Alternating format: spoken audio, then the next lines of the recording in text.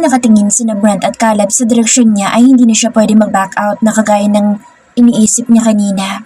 Parang gusto na lamang kasi niyang bumalik sa taas kaninang makita niya nag-uusap ang dalawa. Hanggat maaari sana ay ayaw niyang makaharap at makasama si Caleb. Hanggang ngayon ay nagigigil pa rin siya sa lalaki. Sa naman kaya nito nakuha ang notion na sunundan niya ito sa Singapore. Ni wala nga siyang kaalam-alam kung saang lupalop na lupa ito napadpad matapos nitong hindi magparamdam.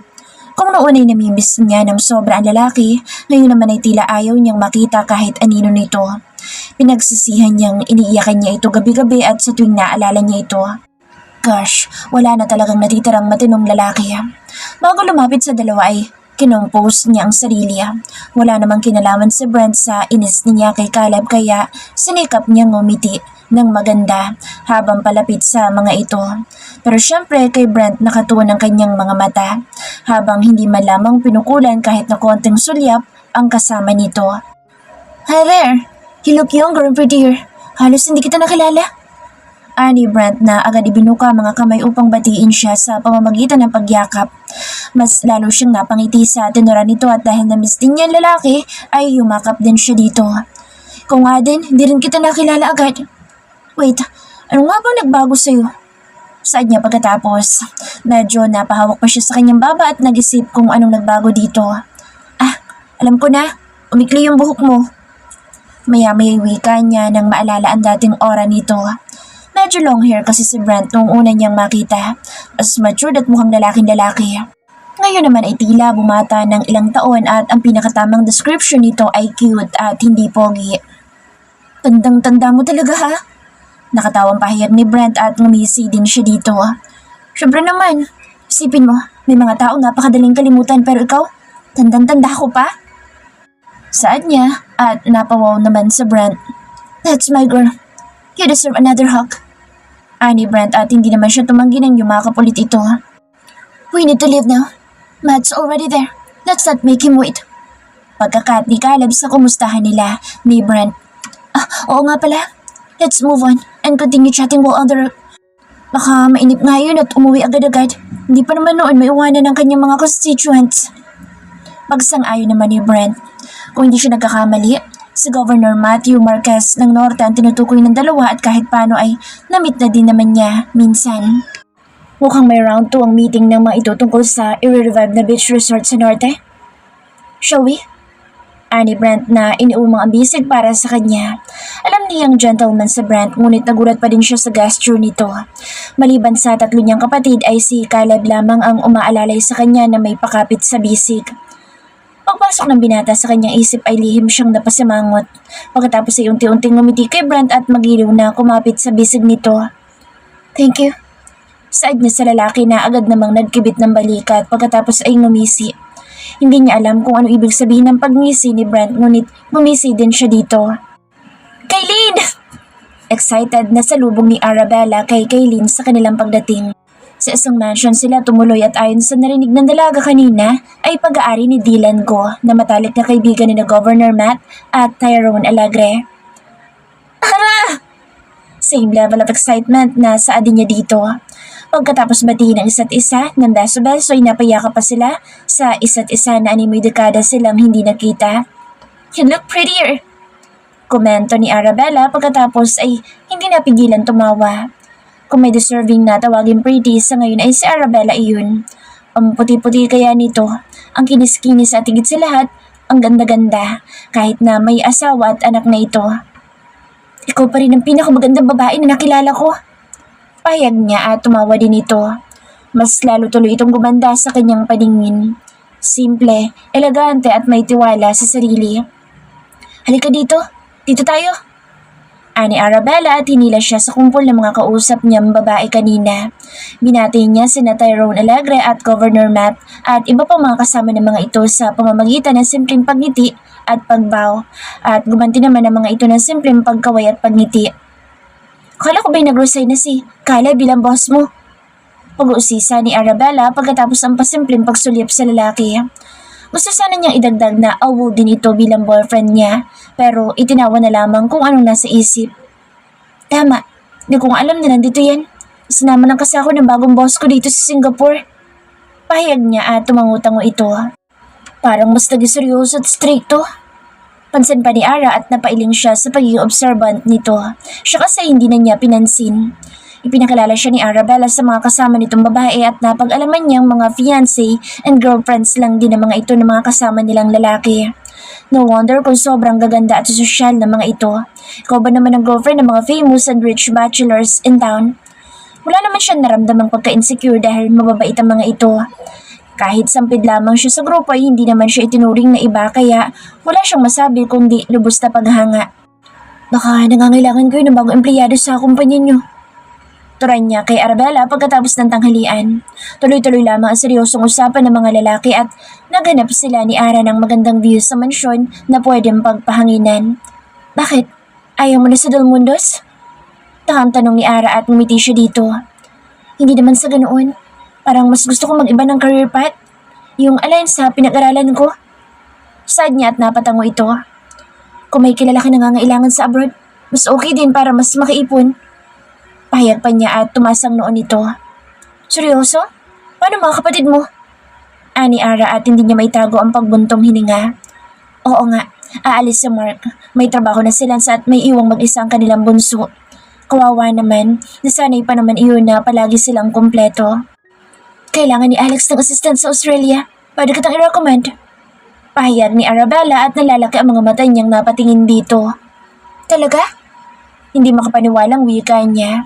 Ang Alex na tinutukoy nito ay ang best friend nitong kapatid ng asawang si Tyrone Alegre. Na-meet na niya si Alex dahil pareho silang kasali sa entourage noong ikinasal ang mga ito.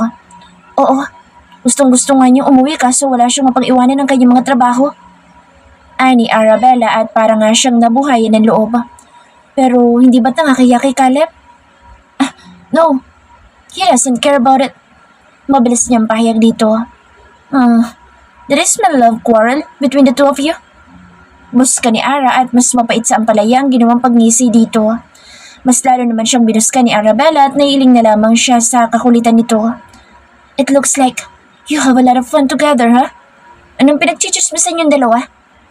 Nakangiting tura ni Tyrone Alegre nang makalapit sa kinaroroonan nila. Tumabi ito sa asawa pagkatapos ay parang normal lang na hinalikan nito sa ulo si Arabella. Tyrone was one of the most serious-looking men she'd met, but his actions toward his wife revealed a tender heart. His love for her was undeniable. Nagbaw siya kay Tyrone at nakangiti itong tumango sa kanya. Just girl talk, sweetheart. Tapos ng meeting ninyo? Ani Ara na bahagyang inihilig ang ulo sa dibdib nito. Yeah? But Dylan set up a little party. It's been ages since we've all been together. Pahayag ni Tyrone at tumango naman si Ara dito. Sabagay, parang ang huling niyong pagsasama-sama ay noong kasal natin. Medyo matagal na din yun ah. Si Ara at natawa ang asawa nito. That's right, sweetheart. Would you mind accompanying me to the room? I'd like to freshen up and change. Is that alright with you, Kaylin? Ani Tyrone na halatang may nararamdamang discomfort at agad siyang tumango dito. Okay lang po, sir. Just go ahead po. Mabilis niyang turan dito. Sigurado ka? Gusto mo muna makichika kina Jenny? Suwestyon ni Ara na halatang nag-aalala dahil may iwanan siya mag-isa. Hindi, dito na lang muna ako. Kakausapin ko lang mga kapatid ko. Saad niya at natawa siya dahil nakapaskil pa rin ang guilt sa mukha nito. I'll be back shortly. Paninigurado pa ni Ara at natatawa niyang itinaboy ang kaibigan upang asikasuhin ng asawa nito. Nakangiti siya habang nakamasid siya sa dalawang papalayo. Natutuwa siya sa sweetness ng dalawa. They are always available for each other. Kahit ano pa man sa mundo ay priority nila ang isa't isa. Ganoon yata talaga ang sekreto upang mapanatili at mas lalong yumabong ang isang magandang relasyon.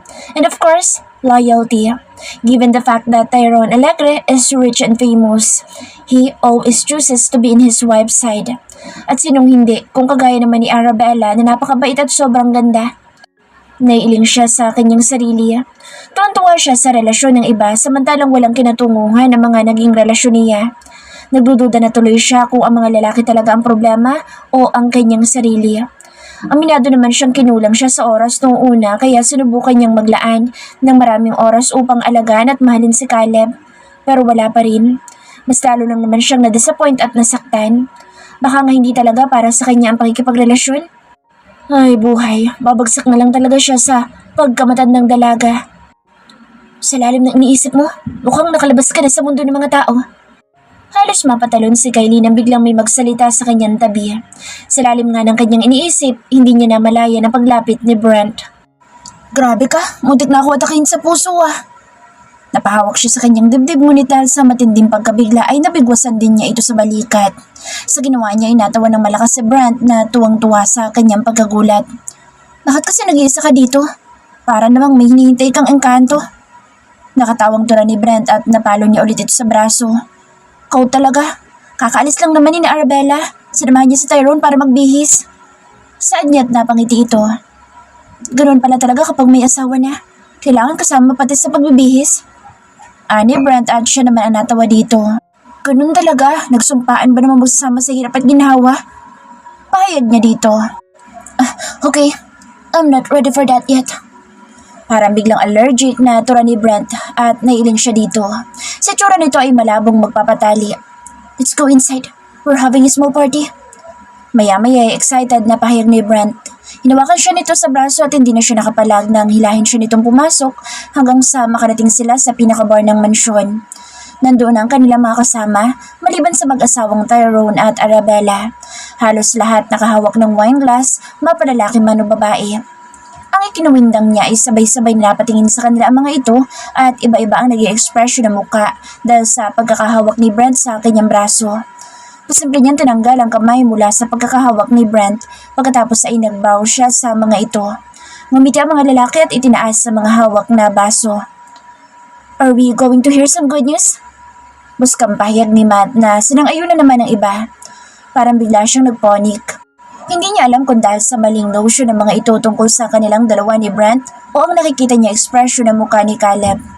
Napatingin siya kay Brent upang itama ang maling iniisip ng mga kaibigan nito ngunit sa halip na sabihin nito ang totoo ay ngumiti ito pagkatapos ay ipinatong ang kamay sa kanyang balikat. Not now, but it will be very soon. Nakangiting wika nito sa mga kaibigan. Muntik na niya itong sukuhin sa tagiliran ngunit mabilis siyang hinila. Palapit sa katawan nito. Just flash your best smile. You'll thank me later. Mahinantura nito. Kung kaya't nagulahan man ay ngumiti siya sa mga ito. Wow! Halos sabay-sabay na tura ng mga kaibigan nito. Kumuha si Dylan ng 2 baso ng wine at ibinigay sa kanila. Hesitant niyang kinuhang alak sapagkat hindi naman siya umiinom subalit sumanyas si Brent sa kanya. Let's drink to that. Cheers! Saad ni Dylan at napasunod na lang din siya nang magsitaasan ng hawak-hawak ng mga itong baso. Hindi ako umiinom. May nantura niya kay Brent. It's worth trying some para malaman mo how the wine tastes. Wika nito. Baka malasing lang ako. Saad niya at tumawa ito. Hindi naman nakakalasing ang wine lalo na kapag konti lang. Try it. Ako bahala sa'yo. Ani Brent kung kaya't napatungga din siya sa pangangganyo nito. Sumimsim muna siya ng konti at mukhang swak naman sa kanyang panlasa sapagkat parang juice lang din pala ito. See? I told you. May pagmamalaking wika ni Brent at tumangutango siya dito. Habang tumatagal ay parang nagugustuhan na niya ang lasa ng iniinom hanggang sa nakadalawang baso na din siya ng wine. Pagkatapos ng pangatlong baso ay naramdaman niyang tila umiikot na ang mundo. Nagpaalam siya kay Brent upang maupo at inilalayan siya dito hanggang sa couch. Are you alright? Tanong nito at nag-thumbs up siya dito. Medyo nahilo lang ng konti pero okay lang ako. Just go ahead. Uupo lang ako saglit. Saad niya with the hope na mawawala din agad ang kanyang pagkahilo. Sige, take a rest muna. Tawagin mo lang ako ha. Si Brent pagkatapos nitong masiguro na okay ang kanyang kalagayan. Hindi niya sinagot si Brent bagkus ay kumuway na lamang siya dito bago inihilig ang ulo sa couch back. Hindi niya alam kung gaano siya katagal sa ganoong ayos. Ayaw niyang gumalaw sapagkat parang mas lalong lumalala ang kanyang pagkahilo. Umiikot ang paligid kaya nakapikit lamang siya habang nakahilig ang ulo sa may couch. Hindi naglaon ay parang naiihi siya kaya dahan-dahan siyang tumayo at halos kakapakapang tinalunto ng daan patungo sa common CR. Sa pagkakatayo niya na may katagalan ay naramdaman niyang mas kailangan niya mag-vomit kaysa ang umihi kaya dinalian niya ang mapunta sa comfort room. Pagbukas niya ng pintuan ay napaupo agad siya sa harap ng toilet at nag-throw up. Sa palagay niya naisukan na niya ang lahat ng laman ng tiyan niya, ngunit mas lalong lumala ang kanyang pagkahilo at tila hindi na niya kayang tumayo. hanggang sa narinig niya ang pag-flash sa toilet at maya-maya lamang ay naramdaman niyang may humahagod sa kanyang likod. Gusto niya itong tingnan, ngunit hindi niya kayang imulat ang mga mata sapagkat mas lalo lamang siyang nahihilo. Anong nararamdaman mo? Narinig niya ang tura ng humahagod sa kanyang likod. Sounds familiar pero parang hindi niya maalala kung kaninong boses ito. I'm so dizzy. I can't stand by myself. Honest niyang turan dito. Narinig niya sarkastiko nitong pagtawag ngunit wala siyang oras para mainis dito. Let's go home. Maya-maya ipahayag nito pagkatapos ay naramdaman na lamang niyang nasa ere siya kung kaya't napakapit siya sa leeg nito habang kusang inihilig ang ulo sa dibdib nito. Pati amoy nito ay pamilyar din sa kanyang ilong. Ang matigas nitong dibdib at ang mainit na singaw ng katawan nito ay tila kilalang kilala ng kanyang katawan. Gustong-gusto niyang imulat ang mga mata ngunit umiikot pa rin ang mundo para sa kanya. Kung kayo'y nakapikit lamang siya hanggang sa naramdaman niyang ibinaba siya sa may upuan. May kinabit ito sa kanyang katawan at pagkatapos ng ilang sandali ay naramdaman niyang umupo ito sa kanyang tabi. Try to sleep. I'll wake you up when we get home. Sabi nito at nag-thumbs up siya dito bago inihilig ang ulo sa upuan. Nang igupo ng pagkaantok ay hindi na niya alam ang mga nangyari. Tila nagkaroon lamang siya ng kaunting ulirat ng pangku-pangku na siya ni Caleb habang nasa loob ng elevator. Anong ginagawa mo? Ibaba mo nga ako? Masungit niyang pahayag dito. Akala siguro na lalaking ito ay makakalimutan niya ang pagtataksil nito.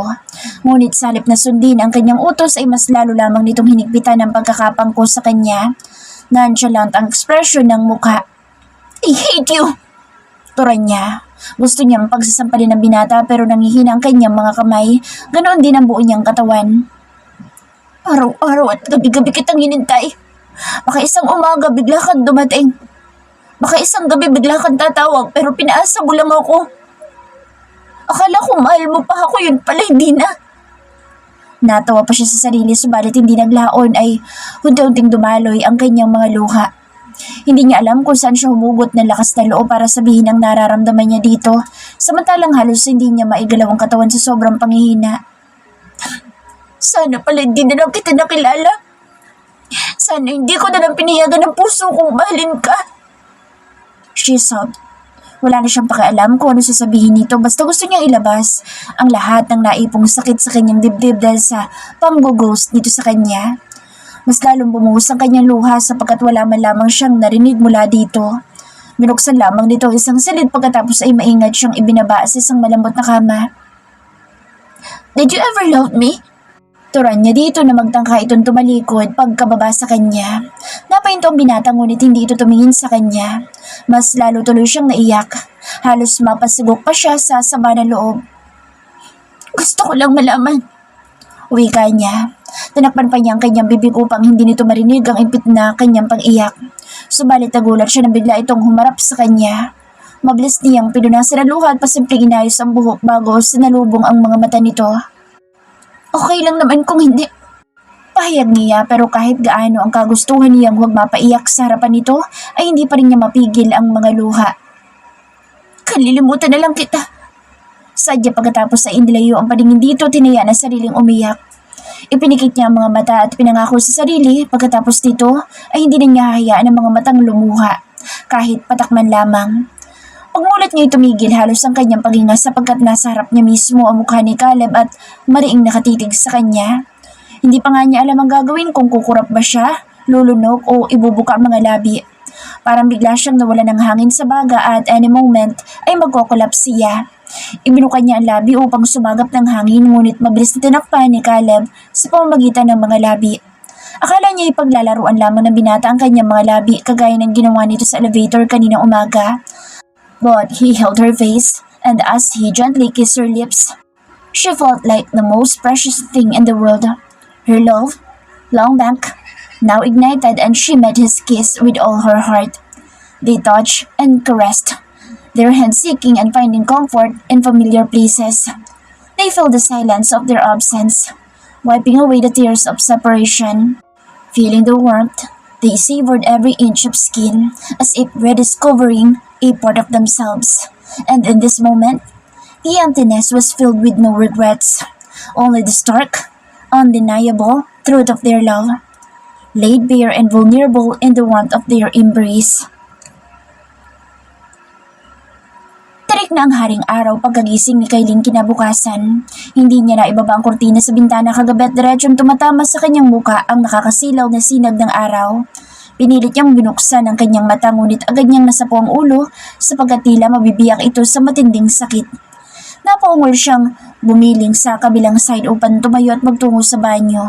Tinanggal niya ang kumot na nakapulupot sa kanyang katawan ngunit agad din niya ibinalik iyon nang mapagtantong wala siyang kahit na anong saplot sa katawan.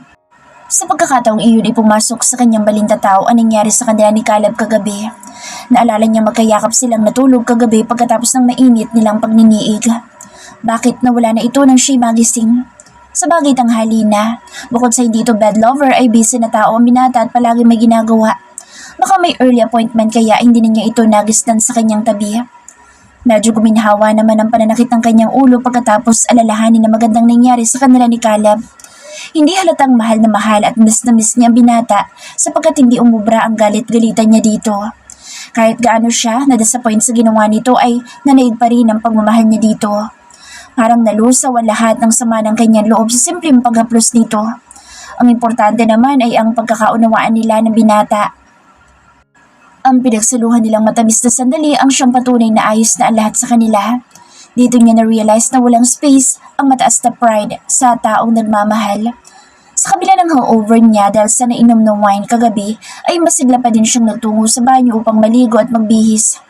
Kung nasaan man si Caleb sa ngayon ay sigurado naman siyang magkikita silang dalawa mamaya.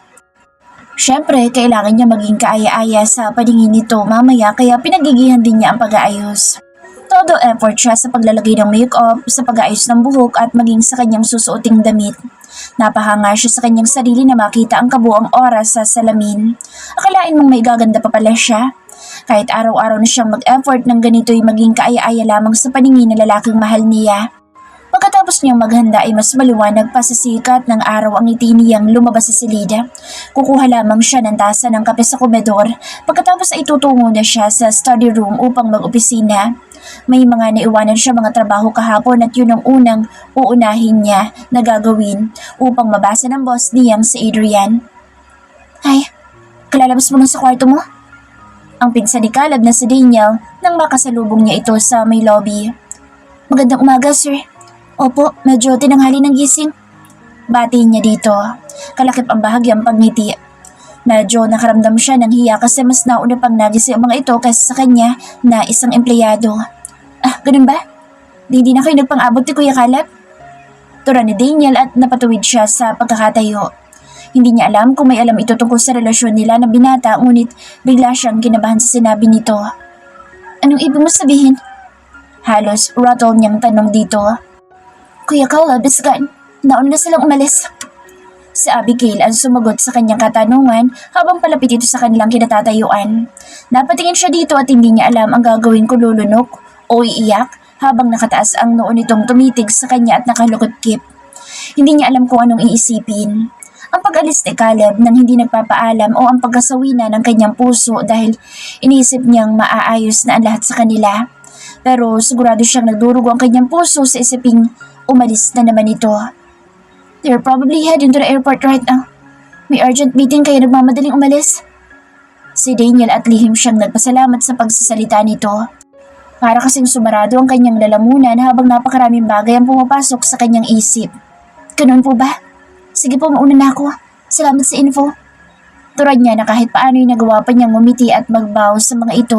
Pagkatapos ay halos magkalito-lito kung saang direksyon siya patungo. Feeling niya'y nakalutang siya sa hangin habang binabaybay ang pasilyong patungo sa study room. Hindi siya aware na doon siya mapupunta. Basta nalaman na lamang niyang nandoon siya nang isara niya ng dahan-dahan ang pinto at isinanda lang likod dito. Hindi niya maipaliwanag ang nararamdaman. Lubos siyang nangihina at wala siyang ibang gustong gawin kundi ang umiyak.